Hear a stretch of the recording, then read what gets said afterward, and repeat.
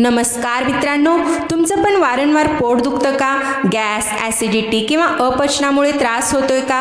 तर हा व्हिडिओ तुमच्यासाठी खूप उपयोगी आहे.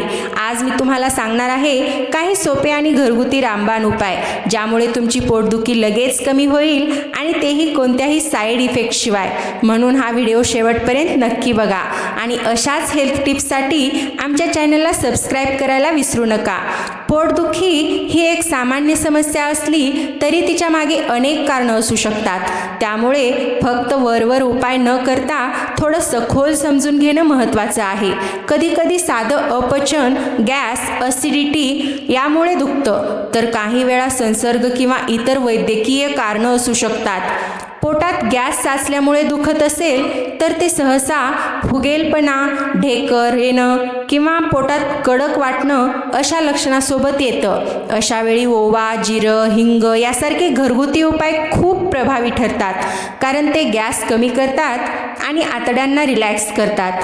ॲसिडिटीमुळे पोटदुखी होत असेल तर छातीत जळजळ, आंबट ढेकर, तोंडात आंबटपणा जाणवतो. अशा वेळी थंड दूध, केळी आणि हलका आहार उपयोगी ठरतो. तिखट, तेलकट आणि खूप उशिरा जेवण टाळणं खूप महत्त्वाचं आहे. अपचनामुळे पोट दुखत असेल तर पोट जड वाटतं, भूक लागत नाही आणि कधीकधी उलटीसारखं वाटतं. अशा वेळी आलं, लिंबू आणि कोमट पाणी पिणं पचन सुधारायला मदत करतं.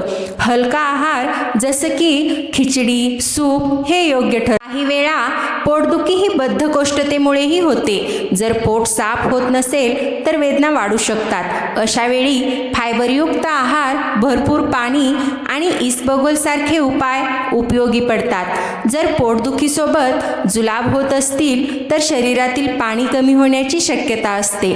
अशा वेळी ORS, नारळ पाणी आणि साधं पाणी पिणं खूप गरजेचं असतं. मसालेदार अन्न पूर्णपणे टाळावं.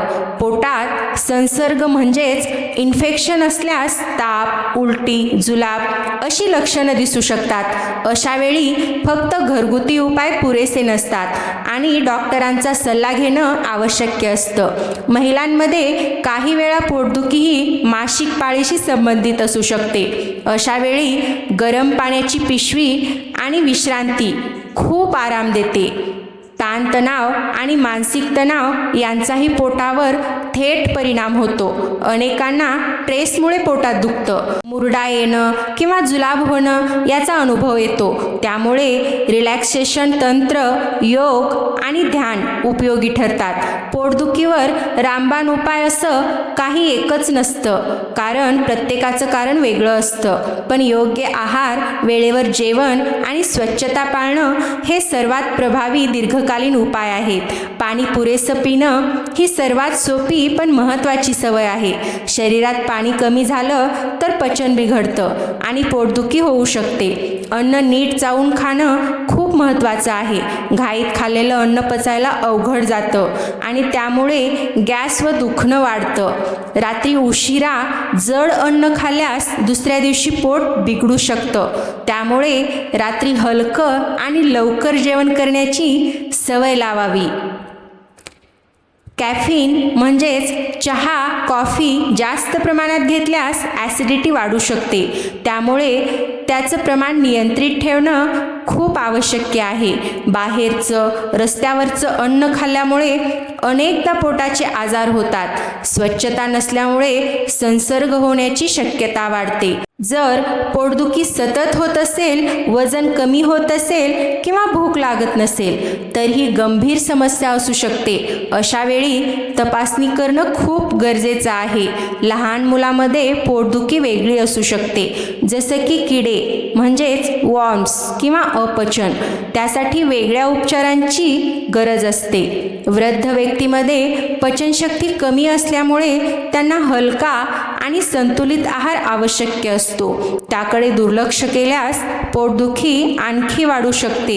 एकूणच पोटदुखी टाळण्यासाठी योग्य जीवनशैली, संतुलित आहार आणि स्वच्छता या 3 गोष्टी सर्वात महत्त्वाच्या आहेत. जर दुखणं गंभीर किंवा सतत असेल तर घरगुती उपायांवर अवलंबून न राहता डॉक्टरांचा सल्ला घेणं हेच सर्वात सुरक्षित पाऊल आहे. मित्रांनो, ही माहिती कशी वाटली ते कमेंटमध्ये नक्की कळवा. धन्यवाद.